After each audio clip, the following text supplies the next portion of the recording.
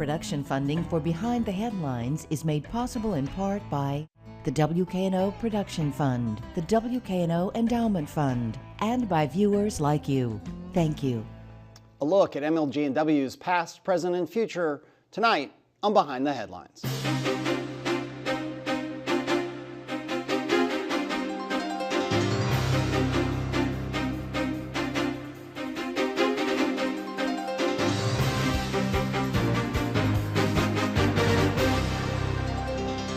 I'm Eric Barnes, publisher of the Memphis Daily News. Thanks for joining us.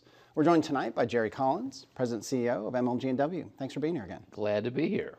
Along with Bill Dries, senior reporter with the Memphis Daily News. You are retiring at the end of this year, give or take. Is that right? And that's what I hear. That's what you hear after 10 years at MLG&W. We'll talk about some things going on right now, but just one, after 10 years there, the biggest challenge that you've faced and the biggest challenge you think MLG&W faces as it goes into its next 10, 20, and 100 years. Sure.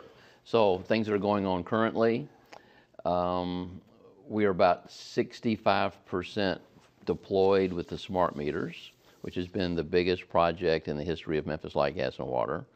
And we're ahead of schedule and under budget, both of which are good things. And about the end of next month, October, we will be fully deployed with electric residential meters. So that's a big step in the right direction, and it takes a little bit longer to put in the gas meters and the water meters. So we'll be putting those in next year as well. Scope of that project in terms of dollars is what? $240 million. And how is that? Some of that came from the federal government, is that correct? No, it was all MLG&W. That's correct. How is that paid for? Okay, so... No, I mean, that's a huge number, so it's an interesting thing that people probably go, whoa, wait, $245 million. So this is a capital expenditure, and we sell bonds when we have a project that's this large, so we can pay for it over a 20-year period. And this is a unique project in terms of capital infrastructure because it not only significantly improves the level of service, but it also saves money. And you don't have that combination all the time. A smart meter at we're way into this, but I'm fascinated by this, in part because it was a little bit politically, there was some real resistance, there's still some resistance to smart meters nationally and locally. Sure. The benefits of a smart meter, and what is a smart meter for those who haven't gotten one yet? So a smart meter is a meter that sends us the information on how much energy or water that you've used rather than having to send a meter reader by your house. It also lets us put all of your energy usage on a password-protected website that you can use to observe your energy usage. And with electrical energy, you can look and see how you use energy in 15-minute increments, whereas previously all you saw was once a month.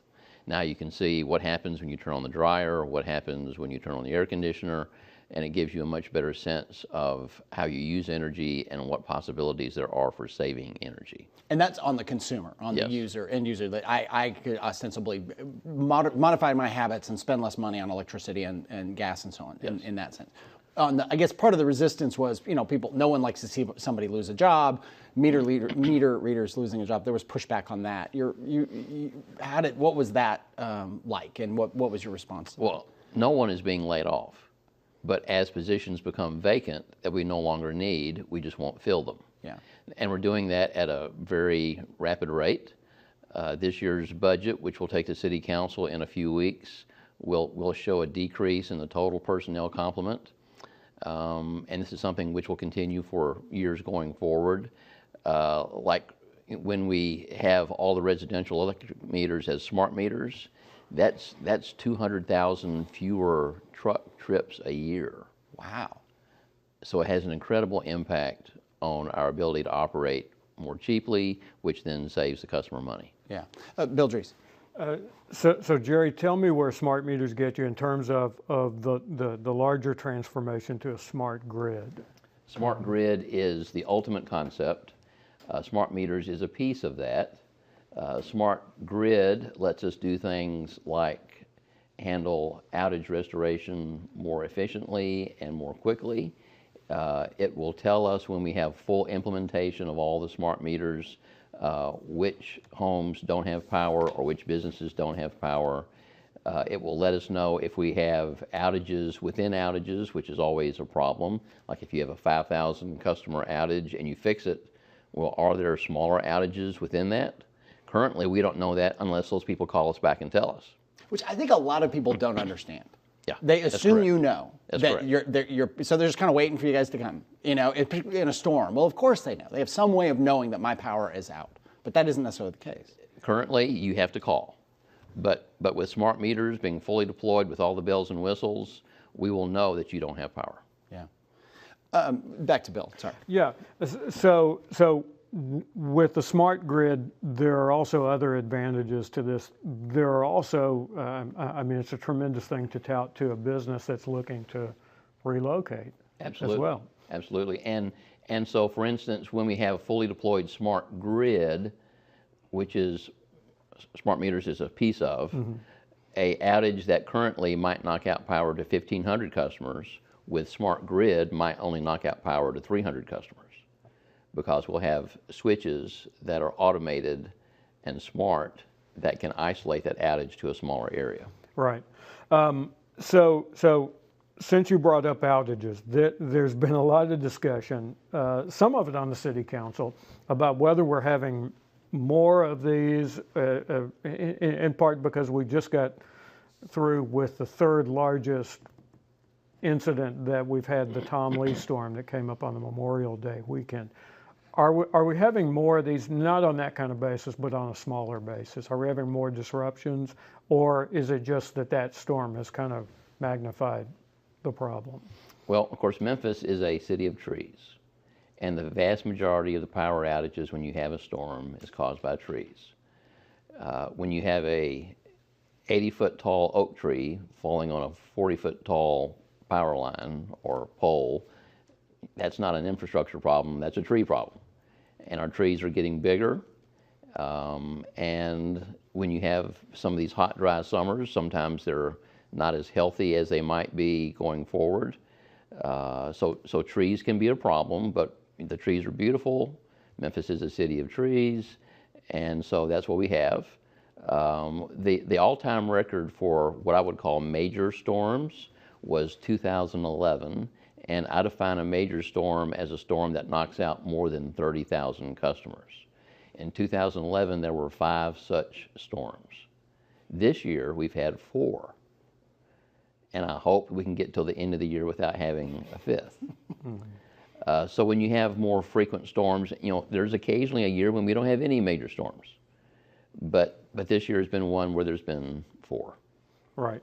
And you've been pleased with the utilities response? Our philosophy on outage restoration is spare no expense. Get the power restored as quickly as possible.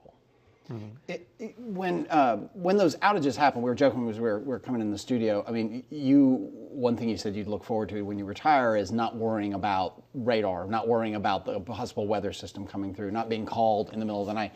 I mean, when you look at the response the teams have now, the people who go out and respond in these major storms, how has it changed over the last 10 years? The smart meters are one thing you just talked about, but in other ways, have you changed your strategies in terms of, I mean, going back to Hurricane Elvis before that, and I don't think you were there when the big ice storm happened, but how has MLGW adapted over time to these events? So for instance, now we have an outage map. Now we have an app that we initiated back in the spring of 2011 when we were having all those storms in 2011. So you can actually go to your app on your phone and you can look at the outage map on your phone, which is something that we didn't used to have.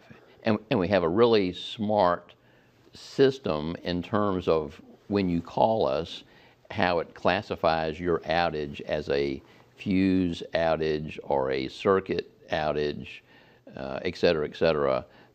It does a marvelous job of doing that very quickly so we can prioritize our restoration efforts. Well, let's switch gears a little bit. Last time you were on the show in the spring, it was about the aquifer. So the aquifer that supplies water to Memphis, massive and very clean, very high quality drinking water that's also very cheap. And some controversy around TVA, Tennessee Valley Authority, drilling holes directly into the aquifer to put water into the new gas plant that they're building. What's the status on that? So the status is that the Tennessee Department of Environment and Conservation, in concert with the local Shelby County Health Department, is doing a study of the wells around the ash pond and on the edge of McKellar Lake where these high levels of arsenic have been found. And they're also going to be working with TVA to see if when TVA turns on their new wells, if that has any impact in drawing that arsenic towards the aquifer. So we're waiting for that study to be done so we can then figure out what's the best course of action going forward. And as you know, it's a strange situation in some ways. I think we talked about maybe when you were on, but you know, people have written about it and talked about it. MLGW is a customer of TVA, right? I mean, MLGW buys power and so on from them. That's correct. And yet you've got this relationship where I think you had said, I know a lot of people had said they would prefer that TVA, in terms of taking the water it needs for this new plant, this new natural gas-fired plant to replace the old coal plant, that they do either, that they get the water through MLGW, or they talked at one point about either river water, or what do they call it, dirty water, which is like partially treated, but not use the aquifer. They went ahead and they drilled in the aquifer. Does that make for a difficult relationship between MLGW and TVA? It's, I wouldn't call it a difficult relationship. Memphis is TVA's largest customer, and we've always had a good relationship. We think their best course of action in this case is to buy the water directly from MLGW rather than to pump directly out of the aquifer. But I think TVA wants to do the right thing and will make the right decision ultimately. Are they still open to doing that, even though they've drilled their wells? Do you think there's some possibility they turn around and say, well, actually, we're going to go ahead and buy the water from MLGW? I think there is a possibility that they would ultimately buy the water from MLGW. One more question on all that. Back to the quality of water. I mean, that it is, and Bill talks about economic development and businesses and so on. The water is an economic development amenity, right? I mean, if you're trying to get a company to relocate, we've had, for instance, the local brewers on about the rise of the craft brewers, and they make the point that we can brew really great beer here, which sounds like a silly thing, but at a lower cost than you can in other places because you have to treat the water so heavily. That's true of beer, but it's also true of all kinds of manufacturing processes that aren't food related or drink related, require a tremendous amount of water. What is the balancing act there of encouraging companies to come or to expand and then use more water because it is this low-cost amenity, high-quality amenity, but how do you monitor that too much water doesn't get used? And I'm not focused on TVA right now. That too much water doesn't get used, that they're using it appropriately, and so on. So first of all, we confidently state that we have the best quality drinking water in the country. And don't let any of this arsenic stuff scare you. It's not getting in the drinking water. Our drinking water is just as good as it has always been. We have great water. As you know, this water comes from an aquifer, which is 500 to 1,000 feet below the surface. It has been filtered for 2,000 years. It is very soft water. Industries love our water. At the same time, over the last 17 years, our citizens and our businesses have gradually been using less and less water. So we're pumping less and less. And as a result of that, the hydrostatic pressure of that aquifer is actually rising, which means our aquifer is becoming more healthy. And that's a really unique position for us to be in, to have the best water in the country with an aquifer that is becoming more healthy. And why are they using less? Just efficiencies? Yes. More efficient washing machines, more efficient dishwasher, or whatever it is? All kinds of government regulations which have regulated how much water dishwashers use, washing machines use, shower nozzles, toilets, et cetera, all that's coming to bear, and we're using less water on a daily basis. All right, let's back to Bill.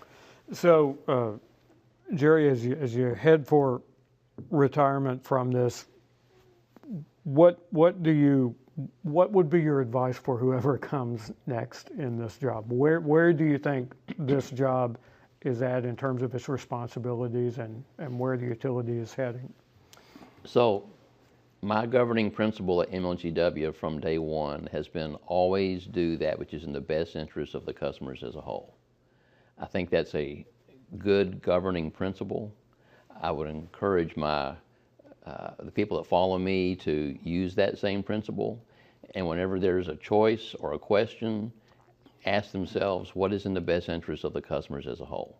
And that usually answers the question quickly and easily. Mm-hmm. To be sure, that sounds easier than it winds up being, because being the president of Memphis Light Gas and Water Division is something of a lightning rod. It's a different kind of lightning rod probably than the traditional political lightning rod that people think about. But this is something that affects citizens on a daily basis. And so they have a lot of questions. They have a lot of concerns. And we're in a position where we've been the utility with the lowest utility rates of any major city in the country for 5 years in a row. And I think that's a very important position that we should try to maintain, because we have very many customers in the city that are poor, that do not make a lot of money, and the utility bill that comes each month is a big deal. And many people struggle to make ends meet when that utility bill comes. Also, the fact that we have the lowest rates in the country helps attract industry. So it helps the low income, and it helps attract industry. And so keeping the rates low is a really important thing in my mind going forward. You also have a considerable, I'll call it a retinue of regulations. Is as a public utility, as one of the few that has light, gas, and water in it, what do you think about the level of federal regulation? The biggest cause of increased cost is regulations. We've seen that especially over the last 5 or 6 years. The regulations just keep on coming. Like, as I put together this year's budget, a new state regulation now requires that I have metal detectors at our facilities where the public comes in and out. Otherwise, they can bring guns into the building. And I cannot keep them from bringing guns in the building unless I have a metal detector with a security guard standing there. So now I've got to hire more security guards, buy these metal detectors. That's an expense which is going to be ongoing for years and years to come. In a state that has gun laws that in some ways are very different from that federal regulation. Yes. As well.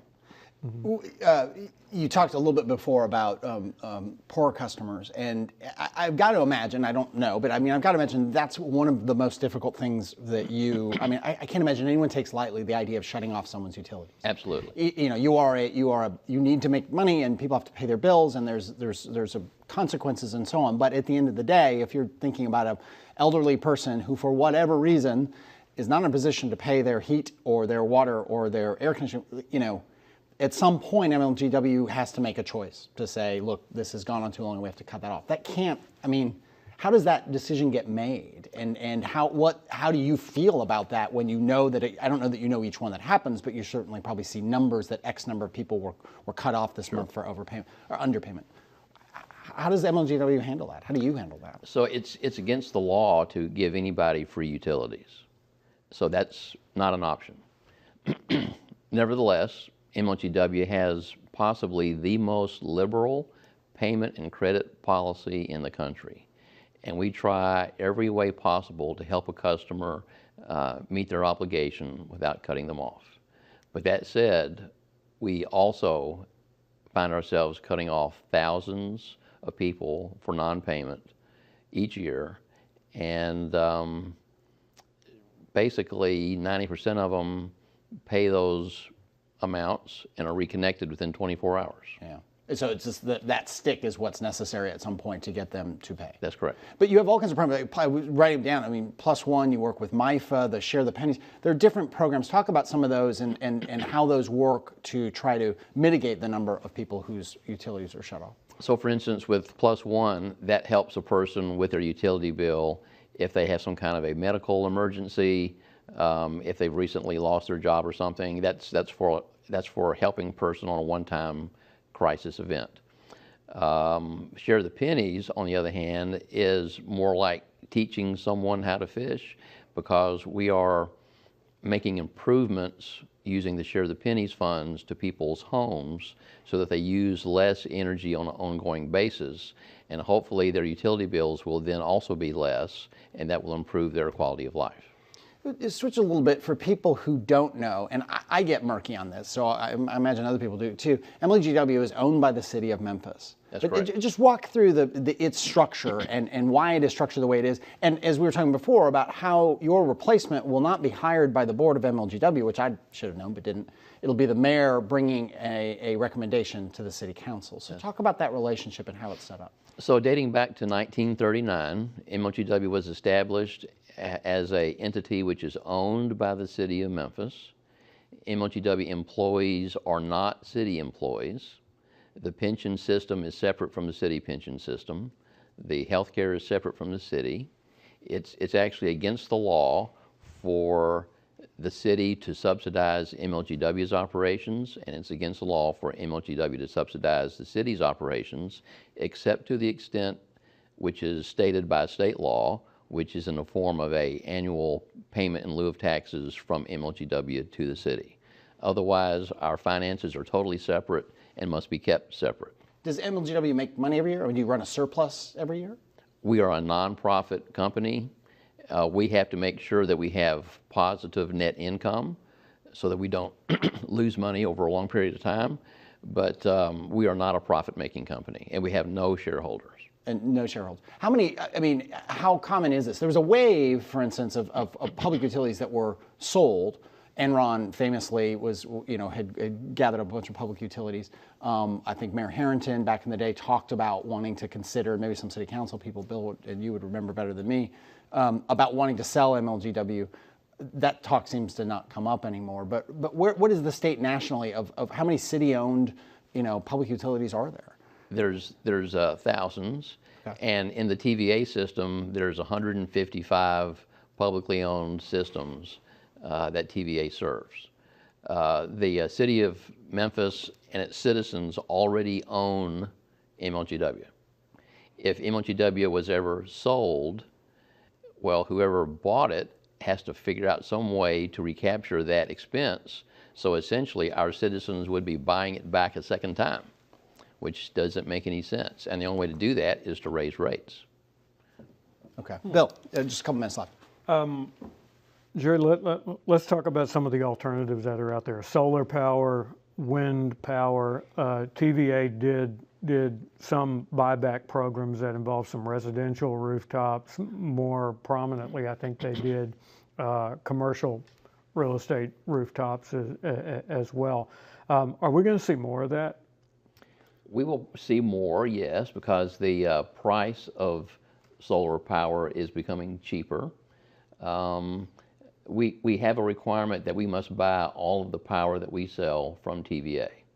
TVA has a very diverse portfolio of power generation facilities, which includes solar, it includes wind, as well as coal, natural gas, hydro, and nuclear.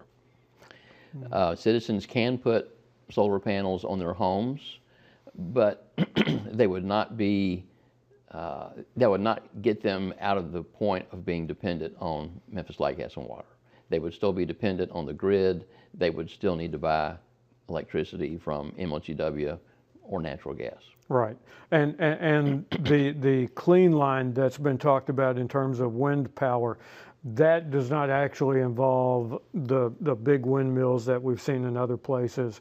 Here, it would be that power generated elsewhere coming through here? It would actually be generated in Oklahoma. Okay. And then there would be power lines built to bring it to Tennessee.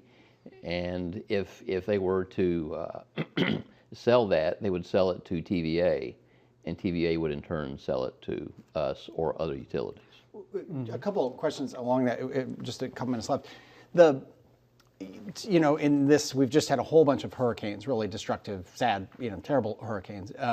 And people talk about, and when we talk about solar, we talked about the power plant going from a coal-fired plant to a gas-fired plant. In part, gas is cheaper, more available in the United States, also less emissions, and the environmental groups were very happy about that. As MLG&W, you all have to plan over long periods of time. what do you guys look at in terms of climate change? And do you all believe in climate change? Is that a part of your strategic plan and your long-term outlook? So the effects of climate change, if the climate becomes warmer, means obviously that we'll have warmer summers and we'll have winters that are not as cold. That will potentially increase the use of electricity in the summer, and we've always been a summer peaking electrical load anyway, and probably less use of natural gas in the winter months. So this will put some added pressure on TVA to be able to give us the electricity that we need when we need it during the summer months as the load picks up due to air conditioning. Yeah, okay. We leave it there. Sorry, I ran out of time, but thank you for being here. Good luck in your future work. Thanks. Thank you. And thank you, Bill, and thank you for joining us. Join us again next week.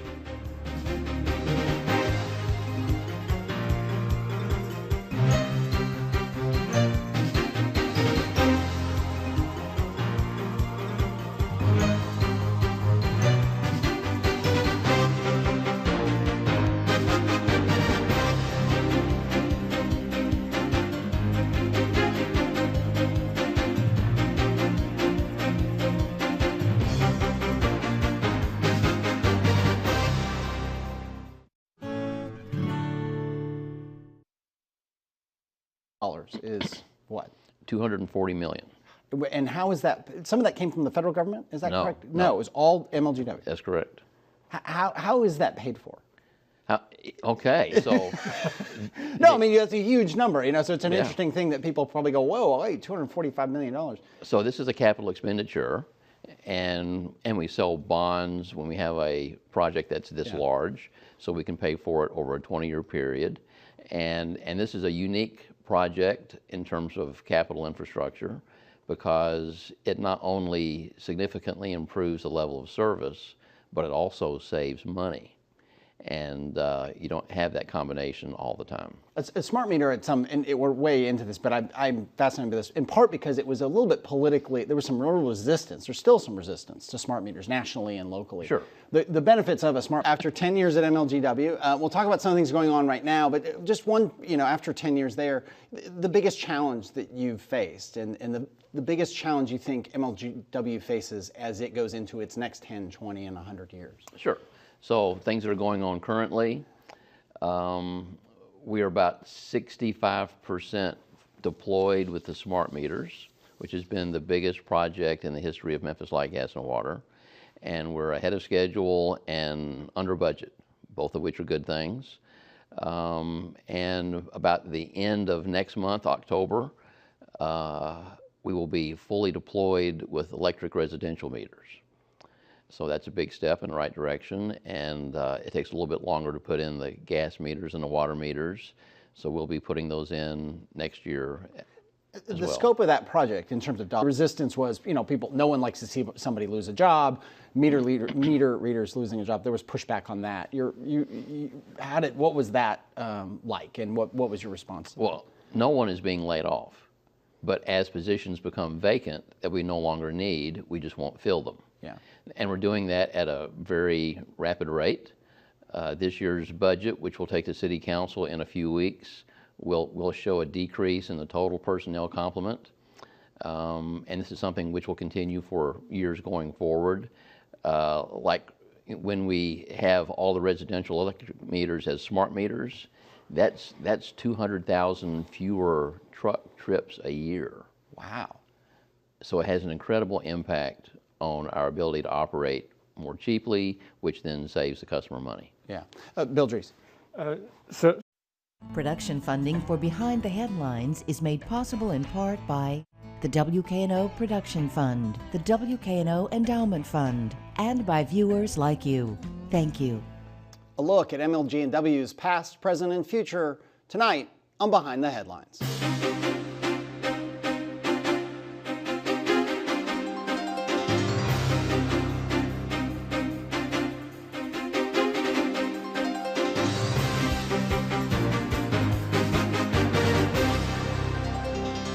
I'm Eric Barnes, publisher of the Memphis Daily News. Thanks for joining us.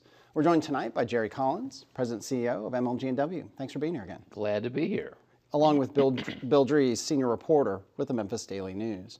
You are retiring at the end of this year, give or take. Is that right? And that's what I hear. That's what you hear.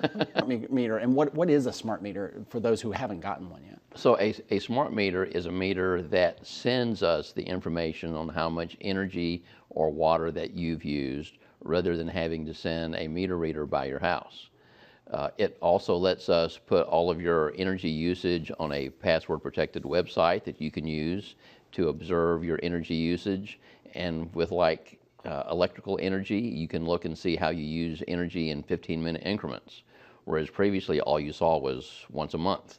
Now you can see what happens when you turn on the dryer, what happens when you turn on the air conditioner, and it gives you a much better sense of how you use energy and what possibilities there are for saving energy. And that's on the consumer, on the end user. That I could ostensibly modify my habits and spend less money on electricity and gas and so on in that sense. I guess part of the